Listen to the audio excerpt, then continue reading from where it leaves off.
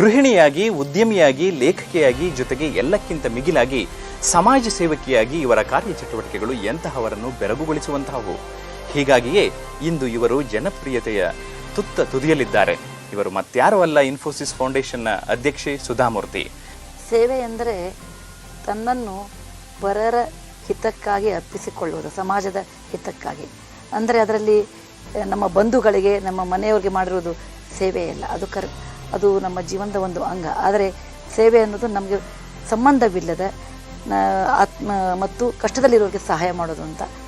ನಾವು ವರ್ಷಕ್ಕೆ ಸುಮಾರು ಜನ ಮಕ್ಕಳಿಗೆ ಆರ್ಥಿಕವಾಗಿ ಅವರು ದುರ್ಬಲ ಕುಟುಂಬದಿಂದ ಬಂದು ಬೌದ್ಧಿಕವಾಗಿ ಹೆಚ್ಚು ಥರದಲ್ಲಿದ್ದವರು, ಅಂದರೆ ಇಂಟೆಲಿಜೆಂಟ್ ಇದ್ದವ್ರಿಗೆ ನಾವು ಓದೋಕ್ಕೆ ಸ್ಕಾಲರ್ಶಿಪ್ ಥರ ಕೊಡ್ತಿದ್ದೀವಿ. ಅದು ಕಾಲೇಜ್ ಲೆವೆಲಿಗೆ ಮಾತ್ರ.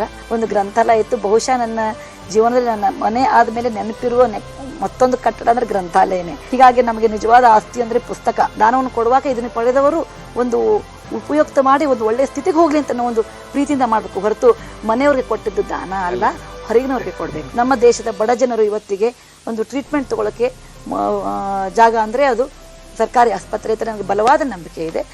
ನನ್ನ 2 ಹೆರಿಗೆಗಳನ್ನು ಸರ್ಕಾರಿ ಆಸ್ಪತ್ರೆಯಲ್ಲೇ ಮಾಡಿಕೊಂಡಿದ್ದೀನಿ. ಅದಕ್ಕೆ ಸರ್ಕಾರಿ ಆಸ್ಪತ್ರೆಯಲ್ಲಿ ನಾವು ಮಾಡಿದ್ದೀವಿ. ಹೊಟ್ಟೆ ತುಂಬಿದವ್ರಿಗೆ ಊಟ ಕೊಟ್ಟರೆ ಬಿಟ್ಟು ಹೋಗ್ತಾರೆ, ಎಸ್ತು ಹೋಗ್ತಾರೆ. ಪಾಪ ನಿಜವಾಗಿ ಹಸ್ತವ್ರಿಗೆ ನಾವು ಕೊಟ್ಟರೆ ಅದು ಅವ್ರ ಹೊಟ್ಟೆನೂ ತುಂಬುತ್ತೆ, ಅವರು ಅದರಿಂದ ಚೇತರಿಸ್ಕೋತಾರೆ. ಸೆಕ್ಸ್ ವರ್ಕರ್ಸ್ನ ರಿಹ್ಯಾಬಿಲಿಟೇಷನ್ ಮಾಡ್ತೀವಲ್ಲ. ನೀವು ಇನ್ಫೋಸಿಸ್ ಪ್ರತಿಷ್ಠಾನದ ಮೂಲಕ ಜನರಿಗೆ ಸಹಾಯ ಮಾಡೋದಲ್ದಲೆ ತಮ್ಮ ಕೈಯಿಂದ ಸ್ವಂತವಾಗಿಯೂ ಸಹಾಯ ಮಾಡೋದು ನಮಗೆ ತಿಳಿದಿದೆ. ಕೆರೆಯ ನೀರನ್ನು ಕೆರೆಗೆ ಚೆಲ್ಲಿ